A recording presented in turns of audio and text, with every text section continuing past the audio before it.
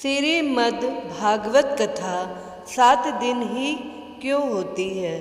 पौराणिक कथाओं के अनुसार श्रृंगी अपने पिता ऋषि समीक के आश्रम में अन्य ऋषि कुमारों के साथ रहकर अध्ययन कर रहे थे। एक दिन की बात है कि सब विद्यार्थी जंगल गए हुए थे और आश्रम में समीक ऋषि समाधि में अकेले बैठे हुए थे। तभी अचानक वहाँ प्यास से व्याकुल राजा परीक्षित पहुँचे। वह प्यास से बहुत व्याकुल थे और आश्रम में पानी खोजने लगे। जब उन्हें कहीं से पानी नहीं मिला तो उन्होंने समाधि में बैठे समीक ऋषि को प्रणाम कर विनम्रता से कहा, मुझे प्यास लगी है, कृपया मुझे पानी दीजिए। राजा के 2-3 बार कहने पर भी ऋषि ने उन्हें कोई जवाब नहीं दिया। उन्हें बहुत बुरा लगा और उन्हें लगा कि ऋषि ध्यान का ढोंग कर रहे हैं। क्रोध में आकर राजा परीक्षित ने एक मरा सांप उठाकर ऋषि के गले में डाल दिया और वहाँ से चले गए। परंतु उन्हें आश्रम से जाते हुए एक ऋषि कुमार ने देख लिया और जाकर श्रृंगी को इसके बारे में खबर दी। सभी राजा के स्वागत के लिए आश्रम पहुँचे, परंतु जब तक सब पहुँचे राजा वहाँ से जा चुके थे और ध्यान में बैठे समीक ऋषि के गले में मरा सांप पड़ा था।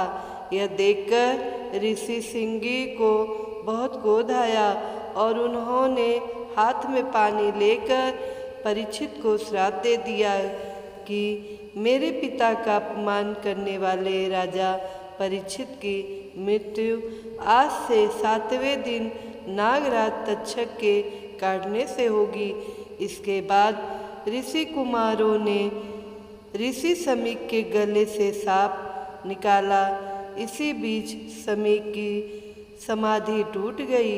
समीक ऋषि ने पूछा, क्या बात है? तब ऋषि ने सारी बात बताई। तब समीक बोले, बेटा, राजा परीक्षित के साधारण अपराध के लिए तुमने जो सर्प दंश से मृत्यु का भयंकर श्राप दिया है, यह बहुत बुरा है। हमें यह शोभा नहीं देता। इसका मतलब यह है कि अभी तुझे ज्ञान प्राप्त नहीं हुआ। अब तू भगवान की शरण जा और अपने अपराध की क्षमा मांग। राजा परीक्षित को राजभवन पहुँचते पहुँचते अपनी गलती का एहसास हो चुका था। थोड़ी देर बाद समीक ऋषि का एक शिष्य राजा परीक्षित के पास पहुंचा और उसने कहा, राजन, ब्रह्म समाधि में लीन समीक ऋषि की ओर से आपका उचित सत्कार नहीं हो पाया, जिसका उन्हें बहुत दुख है। किंतु आपने बिना सोचे समझे जो मरे सांप को उनके गले में डाल दिया। इस कारण उनके पुत्र श्रृंगी ने आपको आज से 7वें दिन सांप काटने से मृत्यु का श्राप दे दिया है, जो असत्य नहीं होगा। इसलिए आप मेरी बात माने तो 7 दिन तक अपना पूरा समय ईश्वर चिंतन में लगाएं, ताकि आपको मोक्ष मिल सके।